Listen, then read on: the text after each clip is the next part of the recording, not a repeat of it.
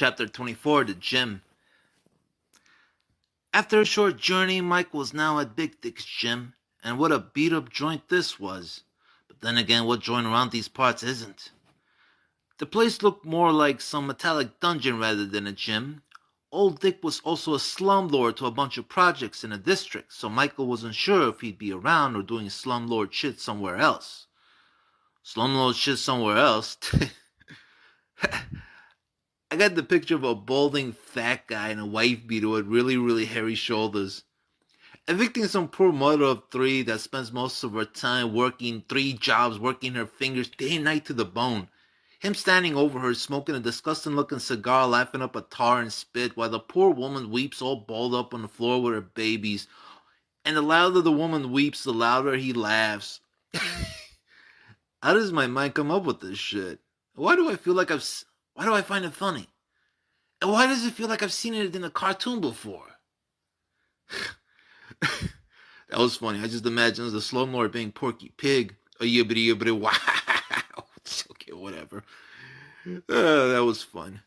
There was also a bunch of beefcakes outside, but then again, I gotta say, lady, maybe if you were to, swallow your pride a little and give him something you'd really want to, like swallowing something else, you could have yourself you could buy yourself a couple of months of rent. Come on, lady, just marinate your chops a little and swallow that overly zealous, bullshitting, womanly pride, and will you cut it out with that shit? Huh? Who? What? So will you? Fine, I'm done. You done? Yes, yeah, I'm done. You may proceed. Okay, good. Now where was I? A bunch of beefcakes something. Yes. There was a bunch of beefcakes outside, and Madboy smiled while readying himself with anticipation. Now it's your cue. Here I go again. Just gotta keep pressing the punch button and stepping to the right, and this night should be all over soon, thought Michael to himself, and followed up with a thought of wanting his scene back, and then what Gabe had told him. You're right, Gabe, you were right. I just love a good confrontation. The fuck you doing here, huh, Ron? Asked one of the beefcakes. We heard what you did to Beefy back at Stumpy's place. And the gun show lost most of his front teeth and is in the hospital because of you. I have business with Betamax. The beefcake chuckled once and began cranking up his ass. So, we're just supposed to let you in? At first, Michael felt the urge to begin bashing away at the punch button, but then, no. Reality check, Mikey, reality check. You do have a button to communicate available. This ain't no video game. How about using it for now and resorting to the punching when shit goes down? And decided to go along with that for now. If we could get that stupid double dragon tune out of my... Why don't you hightail it out of here before we get physical, said he. Why don't you make me, thought Michael, but decided not to say. Listen up, chump. If you think we're just gonna... I ain't here to rumble with you guys, and Beefy attacked me first. I didn't have a choice. All I wanted to know was where I could find an old friend of mine, and Stumpy was being a prick about it. So this is Shamrock business, not beefcakes, responded Michael as he eyed upwards at the big Momo. There are no Shamrocks no more, said the titan of a beefcake named Cobra Kong. Cobra Kong looked to be Italian, with a face all bony and folded up on itself, which made him look like he was 30 going on 60. He had a black tank top on, holding on to dear life, which, considering how much his muscles were overly formed, a simple gesture like trying to raise his hand up to scratch his nose, if done too quickly, might have been enough to split it in half. When it comes to the threads, best way to tell if one's a beefcake, besides being built like Arnie, is they'll always have a tank top on. And they're irresponsible like chicks when it comes to this shit. It could be cold as hell snowing outside, but they'll sacrifice the comforts of not being turned into a frozen popsicle, developing hypothermia just to show off some skin. Always with a tank top. And sometimes they'll walk around shirtless, and one time I saw one wearing nothing but briefs. Cobra Kong had that stupid short up front, long back thing going on, but where the sides were all shaved and the hair at the back was all bunched up on his shoulders. Fucking mulehead. He had that same panting thing that Michael had, except he looked like an overly excited hippo trying to do it instead of a tiger. Not really breathing in air, but trying to devour it. Looking into his yellowing face that pulsated from some sort of tension bubbling up inside, Michael could tell the wop was definitely on the juices. And seeing how he was carrying a bottle of water with him, Michael figured he was using it to wet himself down to keep himself cool since the juices were keeping him from sweating normally. He had gold rings and necklaces and earrings everywhere, and it seemed like the situation was about to get tense again, like back at Stumpy's place until Cobra Kong, Pink Gorilla, just let him in. I want to hear what Michael's got to say, called out what Michael figured was Betamax on a speaker box. Cobra Kong, they made a menacing stance before Michael, but said, well, looks like you caught a lucky break, asshole. But don't think this means you and the beefcakes are through just yet. Michael flashed Mr. Kong a journey face and responded, nice to hear. Cobra Kong, is it? I'm looking forward to the breakdance lesson later. If you want, I'll show you some of the popping and locking I showed your B-boy Beefy. And as he said that, Michael smiled because the line ended up tasting sweeter on his lips than it did in his thoughts. Even the big Momo seemed impressed, although the journey face had a weird effect on him as the Momo tilted his face at Dutch angle and looked like a confused dog would. I think I need more work on that. As Michael entered the building, he saw the beefcakes and a run bodybuilding gang called the Macedonians, all doing the usual thing big oily muscular guys do, grunting and sweating as he pumped some iron. They were all kissing their biceps and trying real hard to compensate for something. But then again, Michael felt like he could probably use a workout himself. He'd been a lazy slouch since getting out of prison, and he hadn't been keeping up with his old workout routines. Although in prison I kept up with the boxing so my right and left wouldn't go completely soft. If I had slouched off on that in prison, there's no way I would have been able to get this far that I have tonight. No way, Jose. Still, he was feeling a bit insecure about his six-pack, seeing as that the meat trucks around him were sporting six-packs on top of six-packs, which throbbed like subwoofers as they made their reps. Seeing all this, Michael began to grow humorous again. Wait a sec, why? Why though? Six-packs on top of six-packs? Yeah, that's kind of disgusting, actually. I think I'll pass and continue feeling happy with what I got already. I mean, look at all these overgrown mutants. Why feel peer pressure from them? It's really so unreal to be this big. Really? You gotta have something seriously wrong with you to want to get this big. As Michael continued on, the sight of all their mounds of bulking muscle began to weird him out some. It began to make him see things surreal, as if it was all a cartoon. And that gave Michael an idea. You know what? That's what they are. They're like those He-Man cartoon characters of today. Big, bulky, sweaty, totally unrealistic, and for some reason, coming off being super, super gay. Most of the 80s cartoons he had been seeing was stuff shown in prison. I shit you not, in prison we practically had nothing better to do on a Saturday morning than to sit around watching cartoons, which was sort of funny, seeing how we're all a bunch of tattooed, frowning, hardened criminals. Sitting around watching little blue gnomes prance and sing and frolic about, seeing how everything is Smurfy. Skipping along while picking flowers. Hardened criminals watching that shit? I guess that was like the warden's idea of a joke to us, but yet, all those frowning tough guy acts in there also really seemed to favor it. I guess it was therapeutic for us to be saying something other than that hard knock shit we had to bear with day in, day out. That shit could get really morbidly depressing and aggravating when dealing with it for far too long. I mean, there's nothing but criminals all around you, and they're all dudes, and everybody is always pissed off looking. No women, no children around to lighten up the mood, so we needed something colorful and smurfy to do so, before we ended up murdering each other in the end. And, okay, no, Mike. Don't get into that depressing shit. Michael now gave himself a moment so he wouldn't. But anyways, as for what kids are watching today, majority of it is like fucking overgrown, muscle-bound beefcakes just oozing machismo. Like these beefcakes here, a bunch of meatheads short on blood reaching their brains since their muscles and their fat necks are restricting access. And I love how they then decide to wear headbands to restrict even more access just in case a couple of blood cells do reach headquarters. I mean, look at how white-knuckled and oxygen deficient their domes look. Everybody in here, but with cartoons, it's funny. You can look at abnormality like it's the usual. There you got your He-Man and Thundercats, a bunch of beefy gay dudes slapping each other on the ass while pounding their chests as Van Halen music resonates from their oh-so-manly vibes. Pounding their beefy chests, demonstrating their love and desire to pound other things, most likely, as they elbow drop their way through stupid cackling medieval muscle-bound minions, led by some stupid cackling medieval muscle-bound overlord hell-bent on turning the entire world into a gym, with them as an only member, those meanies.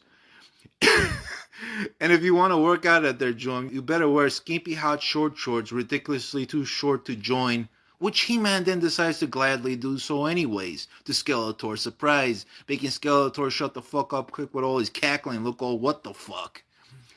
And his skimpy short shorts He-Man be wearing is purple too, wore along with some purple tights, followed up with some purple ballerina slippers to match. Yeah, He-Man gladly does so since he always fancied a purple ballerina slipper, giving him definition into his own inner being, all that it longs for. This shit's stupid and funny since it's all a bunch of gay mutants after the bombs have fallen, sucking on the Godzilla juices from the lizard's own tit. And they're all really a bunch of narcissistic bastards in love with themselves and their manly bods.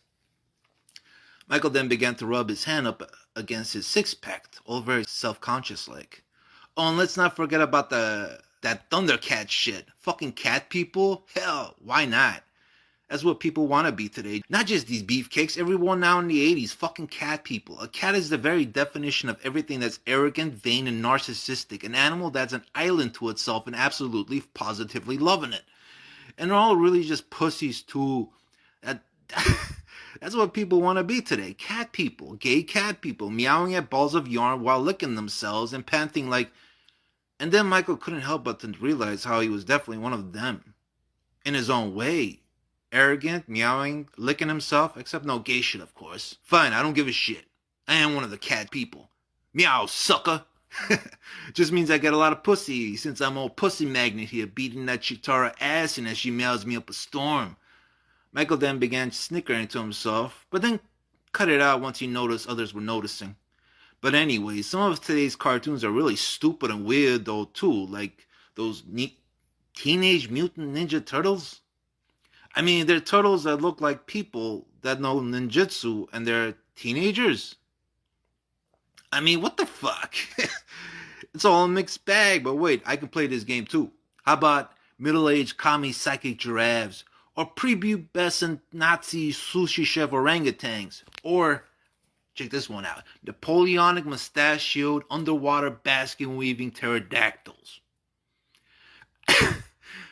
Okay, that last one went too far. Michael then tried to picture that last absurdity and had a chuckle. And these characters don't have conversations anymore. They just fight all the time and say one-liners. I guess kids today have even less attention spans than I used to. I sort of miss Yogi and Boo Boo just having stupid, silly conversations with each other throughout an entire episode over picnic baskets. Sort of miss the Flintstones and Jetsons ripping off the honeymooners and having those conversations leading up to, but not surpassing, wanting to do some bang zoom right to the moon shit. Sort of miss Scooby-Doo's silly giggling ass surrounded by potheads trying to fight crime while on the munchies. But then again, I also grew up on older cartoons like the Looney Tunes.